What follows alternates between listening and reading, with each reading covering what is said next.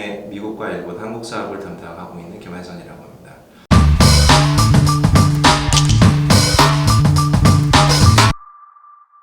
네, 안녕하세요. 저희는 협업풀 콜라비를 만들고 있는 콜라비 팀이라고 합니다. 저는 콜라비 팀에서 사업과 마케팅을 맡고 있는 김한선 이사라고 하고요. 팀 협업툴이라는 서비스를 만들고 있습니다. 말 그대로 조직 내에서 동료와 구성원들이 일을 진행하고 업무를 관리하고 프로젝트를 관리하는 데 있어가지고 생산성과 업무의 효율성을 올리는 데 필요한 서비스라고 보시면 될 것 같습니다. 전 세계적으로 다양한 협업툴이 있는데 최근에는 저희 같은 어떤 문서 기반으로 할리나 노트 일정, 의사결정 같은 대화를 담아내는 서비스들이 트렌드를 이룬다고 보시면 될 것 같고, 전 세계적으로 사실 몇 개 없는 서비스입니다. 6개 정도밖에 없고요. 네, 그러니까 아시아에서는 저희가 유일한 서비스여서 한국이랑 일본 쪽에서 저희가 좀 반응을 많이 받고 있다라고 저희 내부적으로 보고 있습니다. 그리고 아시겠지만 코비드-19 때문에 전 세계적으로 재택근무가 화두가 되고 있는데, 그러다 보니까 기업들 차원에서 업무의 연속성, BCP나 아니면 생산성 관점에서 기존에 일하는 방식들의 변화 같은 것들이 필요하게 되었고, 그런 관점에서 예전에 메일과 메신저만으로 일했다면은 새로운 어떤 업무 도구의 필요성들을 되게 절감하고 계시는 걸로 저희는 파악을 하고 있습니다. 그래서 그런 관점에서 언택트 비즈니스 솔루션으로서의 협업툴 콜라비를 많이 찾아주고 있습니다. 대부분의 어떤 새로운 협업툴이라 그러면은 IT 리터러시, 말 그대로 IT 전문가들이 있는 분들이 만약 조직에서 쓸 것 같은 서비스를 생각하시는데요. 사실은 저희 서비스 같은 것들은 되게 범용적인 사용성을 기본적으로 염두에 두고 만들었습니다. 그래서 건설이나 제조, 공공이나 협회, 금융 이런 식으로 IT에 대한 전문가들이 없는 쪽에서도 저희 서비스를 많이 사용을 하고 계십니다. 저희 협업풀 콜라비를 쓰게 되시면 기본적으로 기업 내부적인 데이터가 쌓이게 됩니다. 이게 뭔 얘기냐면은 보통 협업을 하는 과정에서 발생하는 것들이 어떤 사람이 어떤 일을 언제까지 했는지, 그리고 얼마 만에 많은 양을 했는지, 그거를 기한에 맞춰서 했는지 안 했는지, 그리고 그 과정에서 나오는 데이터들, 예를 들어서 파일이나 대화 같은 것들이 발생하게 되는데요. 사실은 기업 관점에서는 이거는 내부적인 데이터 자산이라고 생각하실 수도 있어요. 실제로 저희랑 논의를 하고 있는 대기업 특정사 같은 경우는 콜라비를 내부적으로 1차적으로 도입을 하시고, 거기서 발생하는 직원들의 협업 데이터, 저희는 협업 행동 데이터라고 얘기를 하는데요. 이런 것들을 기반으로 2차적으로 활용하는 어떤 새로운 사업 모델에 대해서 같이 논의를 하고 있습니다. 그 고객 같은 경우는 성과관리 시스템에 협업툴 콜라비에서 발생하는 데이터를 기본 데이터로 활용을 하고 싶다라고 얘기를 하셨습니다. 이런 식으로 협업에 발생하는 데이터들을 성과관리든 더 나아가서 KMS, 지식관리 시스템이든 리스크 매니지먼트 시스템이든 다양한 비즈니스 모델을 확장을 하실 수가 있어서 기본적으로 콜라비가 가지고 있는 2차적인 임팩트는 저는 좀 크다라고 보고 있고, 실질적으로 투자자나 큰 대기업 같은 그룹사 같은 경우는 협업툴 자체에 대한 수요도 있지만 그거에서 파생되는 데이터에 대해서 관심이 많이 있으신 걸로 저희는 파악을 하고 있습니다. 그리고 두 번째로 말씀드릴 수 있는 거는, 저희가 어떻게 보면은 협업툴이라는 그 섹터에서 국내에서는 되게 오래 제일 최초로 고민을 시작한 멤버들이라고 생각을 하시면 될 것 같고요. 협업툴이라는 단어 자체도 저희 대표님이 5년 전에 국내에서 쓸 단어가 없어가지고 처음 만든 단어라고 생각을 하시면 될 것 같아요. 그 쿼리를 검색을 해보시면은 6년, 7년 전에는 협업툴이라는 단어가 없었습니다. 저도 기억이 나는 게, 제가 그때 네이버에 있었을 텐데, 대표님도 네이버 출신인데 먼저 나가셔가지고 사업을 하셨죠. 근데 그때 저한테 얘기를 하다가 이 서비스를 어떻게 불러야 될지 모르겠다는 얘기를 하셨는데, 그 당시에는 그룹웨어 같은 서비스들이 많았었고, 근데 사실은 이거는 그룹웨어는 아니거든요. 그래서 저희 팀 자체가 그런 고민을 가장 오래 해왔던 팀, 한국에서는 보실 수가 있을 것 같고, 실질적으로 저희가 인력 규모가 그렇게 크지 않지만 지금 같은 어떤 퀄리티를 뽑아낼 수 있는, 아까 말씀드린 것처럼 전 세계에서 6개밖에 없는 서비스라고 말씀드렸는데, 그만큼 제품적인 완성도나 난이도가 좀 있다라고 하더라고요. 저는 제품 가이드는 아니지만. 그래서 그런 것들을 할 수 있는 팀, 열정 같은 것들이 두 번째 자산이라고 생각을 하고, 세 번째는 좀 저희가 재미있는 특징을 보고 있는데 저희 서비스를 오가닉하게 들어와서 쓰는 기업들을 약간 분석을 해봤는데 몇 가지 특징들이 있었습니다. 첫 번째, 공공이나 협회 같은 문서 기반으로 커뮤니케이션을 많이 하시는 쪽에서 기본적으로 많이 쓰세요. 더 나아가면 학교 같은 경우도 있고요. 그리고 두 번째는 금융이나 대기업처럼 오히려 규모가 큰 쪽에서 많이 수요가 있으십니다. 왜냐하면 저희 기본적인 특징이 되게 좀 사용성이 쉽고 다양한 부서에서 사용해도 그게 핏할 수 있도록 되게 유니버셜하게 설계가 되어 있거든요. 그래서 아시겠지만 대기업 같은 경우는 그 안에 계열사나 부서나 일하는 방식들이 정말 다양하지 않습니까? 이런 것들을 이런 워크플로우를 담아내는 게 되게 중요한데 그런 부분에 있어가지고는 사실은 협업들 콜라비만한 대안이 국내에는 없는 것으로 알고 있습니다. 첫 번째가 제품과 제품 간의 결합입니다. 회사의 관점에서 보면은 되게 다양한 서비스를 쓰게 될 수밖에 없는데요.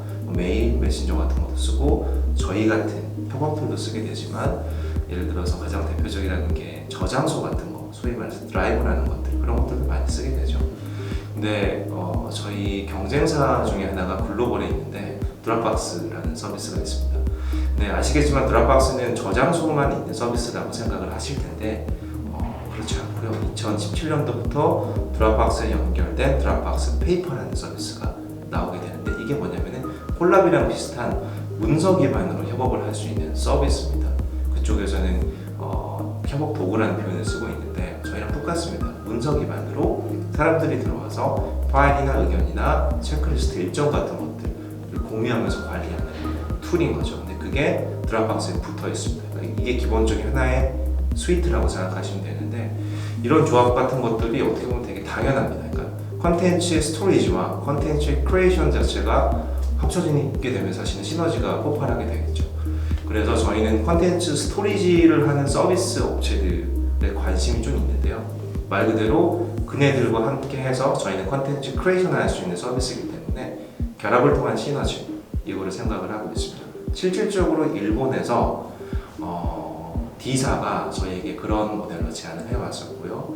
그래서 자기들은 컨텐츠의 스토리지와 일본의 로컬라이즈된 어떤 기술과 인력들이 있고 컨텐츠를 크리에이션 할 수 있는 그런 서비스가 툴로서 저희와 연계하는 얘기들을 지금 진행을 하는 게 있습니다. 한국이나 글로벌에서는 스토리지 서비스하는 업체들이 엄청나게 많은 걸로 저는 알고 있습니다. 수백 개가 넘는 걸로 보여지는데 그런 식으로 그런 업체들과 다양하게 협업할 수 있는 모델들이 있을 것 같고 또 제품 결합에서 좀 더 나아가면은 저희가 이제 6월달 정도에 메신저 서비스가 나옵니다.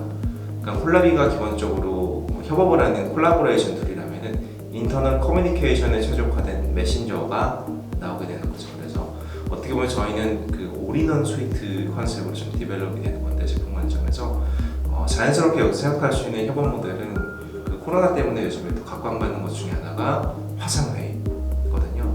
그리고 제가 알기로 화상 관련된 솔루션들을 개발하시는 업체들이 한국이나 해외 여러 가지가 있는 것으로 알고 있습니다. 그래서 화상회의 솔루션과 저희 메신저와의 결합 같은 것들 아니면 솔루션과 콜라비의 어떤 기본 서비스와의 결합 같은 것들도 더해진다면 사실은 되게 풍부한 경험을 고객에게 전달할 수 있을 것이라고 저희는 보고 있고요.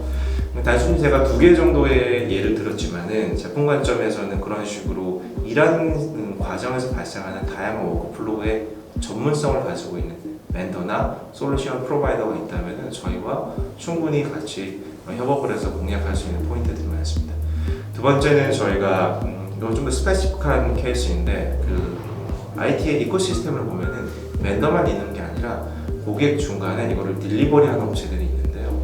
가령 예전에 SI라는 형태로 존재하기도 했었고 요즘에는 약간 다른 솔루션 어떤 컨설팅 이런 컨셉으로 존재하긴 하는데 이쪽 같은 경우는 저희가 국내 스페시픽하게 좀 같이 협력하는 모델들을 좀 기대하고 있습니다. 어떤 포인트냐면은 대기업 같은 경우는 기본적으로 구축이나 프라이빗 클라우드 같은 자사 쪽의 데이터를 두는 것들을 원하는데요.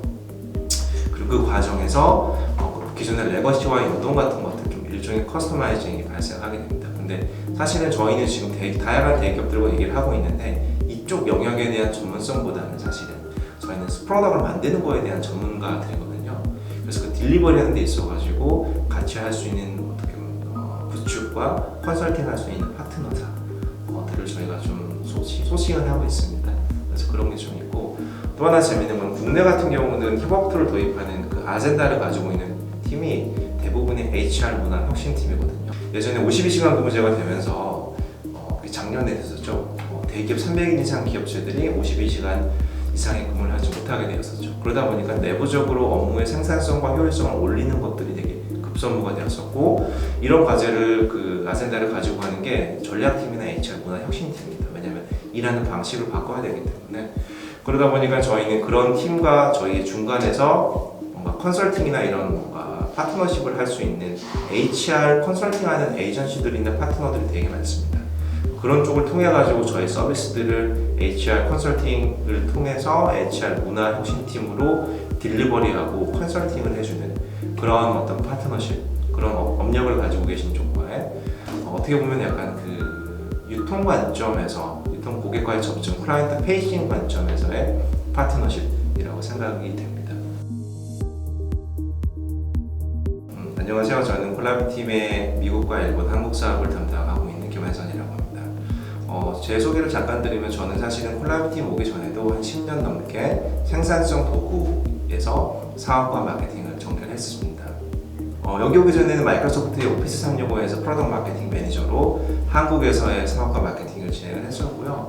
그 전에는 그 네이버의 라인웍스라고, 사실은 그 전신인 네이버 웍스에서부터 그 경력을 이어왔었습니다. 그래서 아시겠지만 라인웍스의 그 전 이름이 네이버웍스거든요. 저는 네이버웍스, 다시 말해서 네이버가 B2B 비즈니스에 처음 시작을 했던 초창기에 합류를 해서 사업기획, 그다음에 상품기획, 그다음에 마케팅에 대한 부분들을 진행을 했었고, 그 와중에 한국에서 사업도 경험을 했었고요.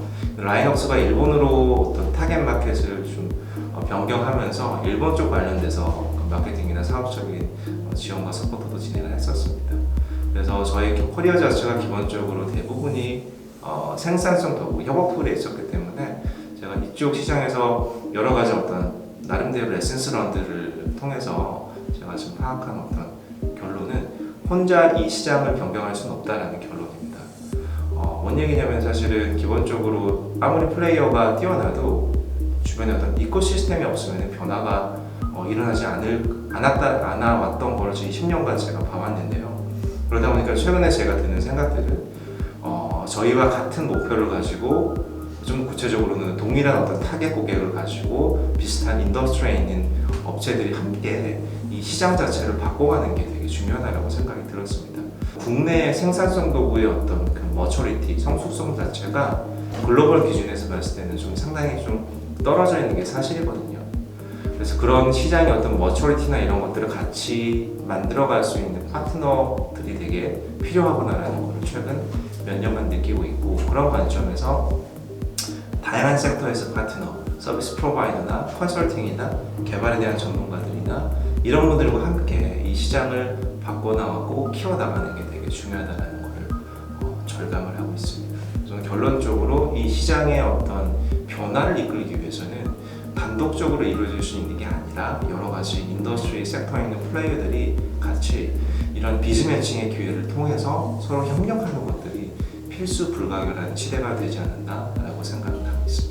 이런 것들 함께 하실 수 있는 분들이 있으시다면 이 영상을 보시고 편하게 연락 주시면 저희와 함께 그런 방안들을 만들어 갈 수 있을 것 같습니다. 앞으로 많은 연락 부탁드립니다. 부탁드리겠습니다.